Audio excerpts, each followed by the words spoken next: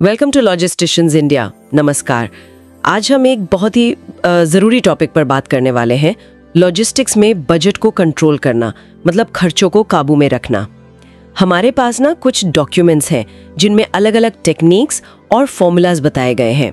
तो आज का मिशन है इन टेक्निक्स को समझना, ये कैसे काम करती हैं, कैसे इन्हें इम्प्लीमेंट करें और इनसे लॉजिस्टिक्स ऑपरेशन ज़्यादा एफिशिएंट कैसे बन सकते हैं। लॉजिस्टिक्स में कॉस्ट मैनेज करना वाकई अहम एक चैलेंज है ना। देखते हैं ये टेक्निक्स कितनी मदद करती हैं। चलिए शुरू करते हैं। पहली टेक्निक जो है वो है एक्टिविटी बेस्ड बजटिंग, ABB। सुनने में थोड़ा टेक्निकल सा लगता है। हाँ, टेक्निकल है पर उसका कॉन्सेप्ट काफी सीधा है। देखो, जो ट्रेडिशनल तरीका है उसमें पैसा डिपार्टमेंट्स को मिलता है, जैसे ट्रांसपोर्टेशन डिपार्टमेंट, वेयरहाउस डिपार्टमेंट। लेकिन ABB में ऐसा नहीं होता। इसमें बजट बनता है स्पेसिफिक लॉजिस्टिक एक्टिविटीज के आधार पर, जैसे ट्रांसपोर्टेशन, वेयरहाउसिंग या फिर पैकेजिंग। इसका सबसे बड़ा फायदा यह है कि एकदम शीशे की तरह साफ हो जाता है कि भाई पैसा जा कहाँ रहा है, किस एक्टिविटी में कितना खर्च हो रहा है, सबसे ज्यादा रिसोर्सेज कहाँ लग रहे हैं, ये समझने में आसानी होती है। अच्छा, तो मतलब डिपार्टमेंट लेवल पर नहीं बल्कि हर छोटे बड़े काम के खर्चे को हम ट्रैक करते हैं।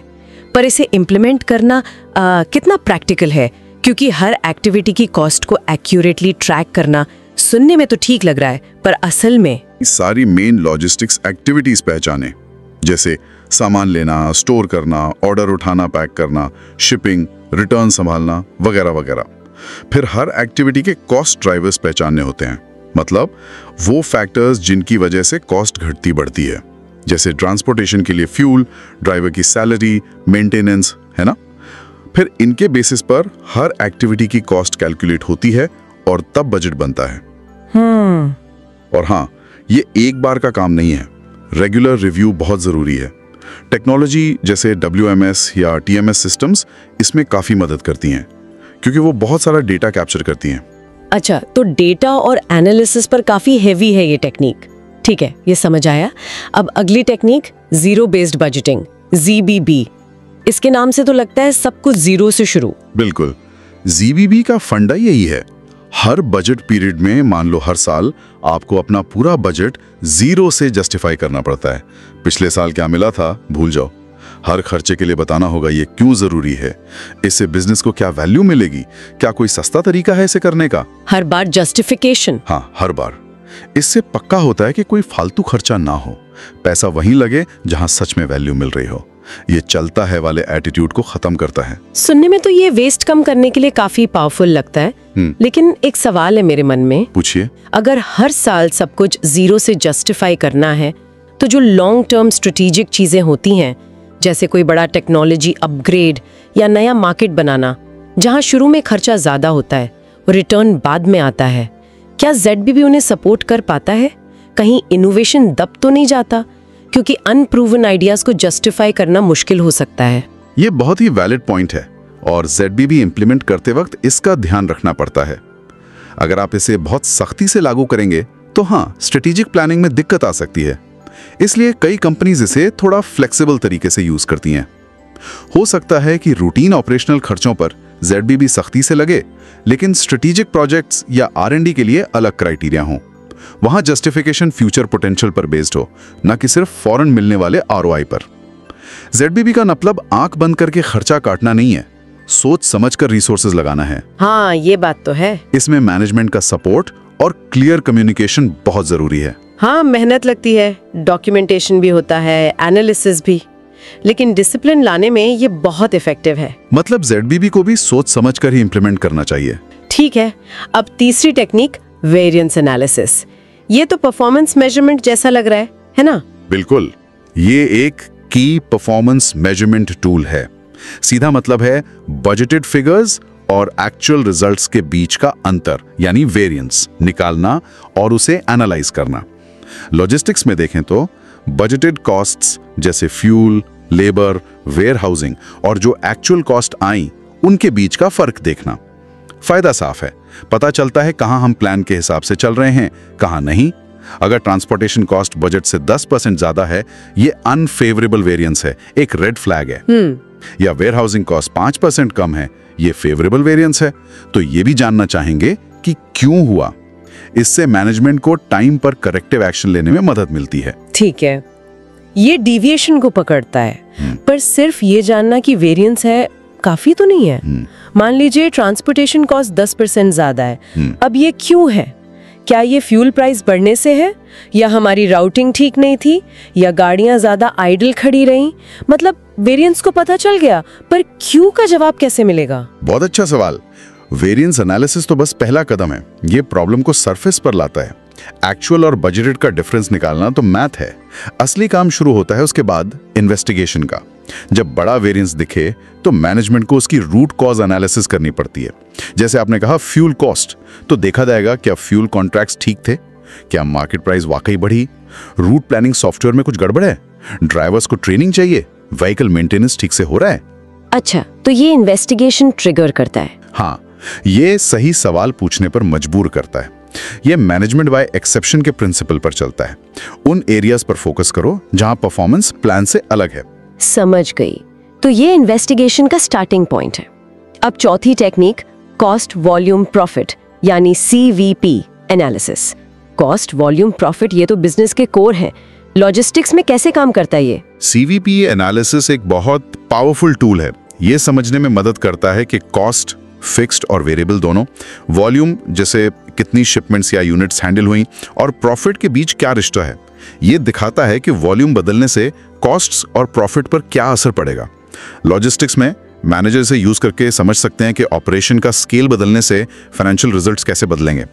मान लीजिए आप नया डिस्ट्रीब्यूशन सेंटर खोल रहे हैं, CVP बताएगा कि कितनी वॉल्यूम पर वो प्रॉफिटेबल होगा, या आप शिपिंग वॉल्यूम बढ़ाने का सोच रहे हैं तो प्रॉफिट पर क्या इंपैक्ट आएगा, एडिशनल कॉस्ट को ध्यान में रखते हुए। तो इससे हम ब्रेक इवन पॉइंट निकाल सकते हैं, मतलब वो मिनिमम वॉल्यूम जहां ना प्रॉफिट हो ना लॉस। हाँ, वो तो निकाल ही सकते हैं। पर क्या ये सिर्फ ब्रेक इवन तक ही है, या प्राइसिंग या कौन सी सर्विस दें इन डिसीजंस में भी मदद कर सकता है? जैसे हमें ज्यादा वॉल्यूम कम मार्जिन वाली शिपमेंट्स पर फोकस करना चाहिए, या कम वॉल्यूम ज्यादा मार्जिन वाली स्पेशल हैंडलिंग पर? ब्रेक इवन पॉइंट तो CVP का एक इंपॉर्टेंट एप्लीकेशन है, पर ये उससे कहीं ज्यादा है। ये व्हाट इफ सिनेरियोज मॉडल करने में मदद करता है। आप देख सकते हैं अगर प्राइस पर शिपमेंट 5% बढ़ाएं तो प्रॉफिट पर क्या असर होगा। अगर फिक्स कॉस्ट 10% कम कर लें तो ब्रेक इवन वॉल्यूम कितना नीचे आएगा। वेरिएबल कॉस्ट कम करें तो प्रॉफिट मार्जिन कितना बढ़ेगा। अच्छा, और जो आपने सर्विस मिक्स की बात की, CVP एनालिसिस अलग अलग सर्विसेज की प्रॉफिटेबिलिटी कंपेयर करने में मदद कर सकता है, उनके कॉस्ट स्ट्रक्चर और वॉल्यूम पोटेंशियल के बेसिस पर। तो आप डिसाइड कर सकते हैं कि किस तरह का बिजनेस आपके लिए ज्यादा फायदेमंद है। स्ट्रेटेजिक डिसीजन मेकिंग के लिए ये बहुत वैल्यूएबल इनसाइट्स देता है। हाँ, ये तो वाकई काफी यूजफुल टूल लगता है प्लानिंग के लिए। अच्छा, इन टेक्निक्स के अलावा हमारे पास कुछ स्पेसिफिक फॉर्मूलाज भी हैं बजट कंट्रोल के लिए। पहला है total cost analysis equal to fixed cost plus variable cost per unit multiplying total units. Fix cost वो जो वॉल्यूम के साथ नहीं बदलते हैं, जैसे वेयरहाउस का किराया। वेरिएबल कॉस्ट पर यूनिट वो जो हर यूनिट के साथ बदलती है, जैसे फ्यूल या पैकेजिंग मटेरियल। और टोटल यूनिट्स मतलब कुल कितनी यूनिट्स प्रोसेस हुई। ये फॉर्मूला किसी भी ऑपरेशन लेवल पर टोटल एक्सपेक्टेड कॉस्ट निकालने में मदद करता है। बजटिंग और CVP के लिए ये बेसिक इनपुट है। ठीक है, अगला फॉर्मूला है कॉस्ट पर शिपमेंट। ये तो नाम से ही साफ है। बिल्कुल, cost per shipment is equal to total transportation cost upon total number of shipments. ये बताता है कि औसतन एक शिपमेंट भेजने में ट्रांसपोर्टेशन पर कितना खर्चा आ रहा है। इसे रेगुलरली ट्रैक करने से आप ट्रेंड्स देख सकते हैं। अगर कॉस्ट बढ़ रही है तो शायद ऑपरेशंस में कोई इनएफिशिएंसी है, रूट्स ठीक नहीं है, फ्यूल ज्यादा लग रहा है या गाड़ियां खाली चल रही हैं। ये एफिशिएंसी मॉनिटर करने का एक सिंपल तरीका है। और तीसरा है वेरिएंस परसेंटेज।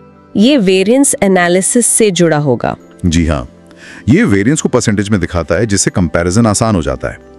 फॉर्मूला है variance percentage is equal to actual cost minus budgeted cost into 100। मान लीजिए बजटेड कॉस्ट 1 लाख रुपए थी, एक्चुअल आई 1,10,000, तो वेरिएंस हुआ प्लस 10,000 रुपीज। वेरिएंस परसेंटेज होगा प्लस 10%। यह परसेंटेज बताता है कि डिविएशन कितना बड़ा है। 2% वेरिएंस शायद चिंता की बात ना हो, पर 20% वेरिएंस पर ध्यान देना जरूरी है। हाँ, परसेंटेज में देखना ज्यादा आसान है। और आखिर में ब्रेक इवन पॉइंट यूनिट्स का फॉर्मूला, जिसकी बात CVP एनालिसिस में हुई थी। हाँ, ये CVP का कोर फॉर्मूला है। Break even point is equal to fixed costs, price per unit, variable cost per unit. यहाँ प्राइस पर यूनिट वो रेवेन्यू है जो हर यूनिट या शिपमेंट से मिलता है, और price per unit, variable cost per unit को कंट्रीब्यूशन मार्जिन पर यूनिट कहते हैं। मतलब हर यूनिट कितना कंट्रीब्यूट कर रही है फिक्स्ड कॉस्ट कवर करने और प्रॉफिट कमाने में। ये फॉर्मूला बताता है कि कम से कम कितनी यूनिट्स बेचनी या बेचनी होंगी ताकि कॉस्ट कवर हो जाए। इससे कम मतलब लॉस, ज्यादा मतलब profit. Pricing, cost reduction target, sales target set करने के लिए बहुत जरूरी है। तो हमने ये 4 main techniques ABB, ZBB, variance analysis और CBP एनालिसिस और इनसे जुड़े कुछ की फॉर्मूला समझ लिए। ये सब मिलकर एक अच्छा टूल किट बनाते हैं। लेकिन क्या कोई एक तरीका बेस्ट है लॉजिस्टिक्स कंपनीज के लिए, या इन्हें मिलाकर इस्तेमाल करना चाहिए? अच्छा सवाल है। देखिए, कोई वन साइज फिट्स ऑल नहीं होता। बेस्ट अप्रोच कंपनी के अपने कॉन्टेक्स्ट पर डिपेंड करती है, उसका साइज, ऑपरेशंस की complexity, business goals, industry, management की सोच, इन सब पर। जैसे ABB वहाँ बहुत यूजफुल है जहाँ ओवरहेड कॉस्ट ज़्यादा है और आप समझना चाहते हैं कि कौन सी एक्टिविटीज प्रॉफिटेबल है। अच्छा। ZBB तब बढ़िया है जब कॉस्ट कटिंग बड़ा गोल हो या एफिशिएंसी का कल्चर लाना हो, पर हाँ, इसमें एफर्ट ज़्यादा लगता है। वेरिएंस एनालिसिस तो मेरे हिसाब से एसेंशियल है डे टू डे कंट्रोल के लिए, तो लगभग हर कंपनी को करना ही चाहिए। सही बात है। और CVP analysis strategic planning, pricing, investment decisions के लिए बहुत वैल्यूएबल है। अक्सर कंपनियां इनका कॉम्बिनेशन इस्तेमाल करती हैं। जैसे ABB से कॉस्ट स्ट्रक्चर समझा, ZBB किसी साल बजट ठीक करने के लिए यूज किया, वेरिएंस एनालिसिस रेगुलर मॉनिटरिंग के लिए, और CVP स्ट्रेटेजिक डिसीजंस के लिए। तो ये एक दूसरे के पूरक हैं, विरोधी नहीं। तो संक्षेप में कहें तो ये टेक्निक्स और फॉर्मूलाज लॉजिस्टिक्स मैनेजर्स के हाथ में टूल्स हैं जिससे वो कॉस्ट्स को बेहतर समझें, ट्रैक करें और कंट्रोल करें। सही इस्तेमाल से ऑपरेशन ज्यादा एफिशिएंट और प्रॉफिटेबल बन सकते हैं, है ना? बिल्कुल। ये सिर्फ नंबर्स का खेल नहीं है, ये एक इन्फॉर्म्ड डिसीजन मेकिंग है। ये टूल्स आपको डेटा देते हैं ताकि आप बेहतर फैसले ले सकें, रूट को लेकर, इन्वेंट्री को लेकर, वेयरहाउस या प्राइसिंग को लेकर। उम्मीद है इस चर्चा से लॉजिस्टिक्स बजट मैनेजमेंट की ये पहलू समझने में मदद मिली होगी। ये सिर्फ किताबी बातें नहीं, प्रैक्टिकल टूल्स हैं जिनसे ऑपरेशन सुधर सकते हैं। और जाते जाते एक सवाल छोड़ जाता हूँ सोचने के लिए। भविष्य में टेक्नोलॉजी, खासकर AI और एडवांस डेटा एनालिटिक्स, इन बजटिंग टेक्निक्स को कैसे बदल सकती हैं? क्या हम real time automated variance analysis देखेंगे? क्या AI हमें कॉस्ट ड्राइवर्स और एक्यूरेटली पहचानने में मदद करेगा? क्या प्रिडिक्टिव एनालिटिक्स बजटिंग को और प्रोएक्टिव बना देगा? इस पर सोचना शायद हमें फ्यूचर ऑफ लॉजिस्टिक्स फाइनेंस की एक झलक दे। ये वाकई सोचने वाली बात है कि टेक्नोलॉजी इसे कहाँ ले जाएगी। खैर, अगर आपको ये जानकारी यूजफुल लगी हो तो प्लीज़ इसे लाइक करें, हमारे चैनल लॉजिस्टिशियंस इंडिया को सब्सक्राइब करें और इसे अपने दोस्तों या कॉलीग्स के साथ फॉरवर्ड करें जिन्हें लॉजिस्टिक्स या फाइनेंस में इंटरेस्ट हो। धन्यवाद।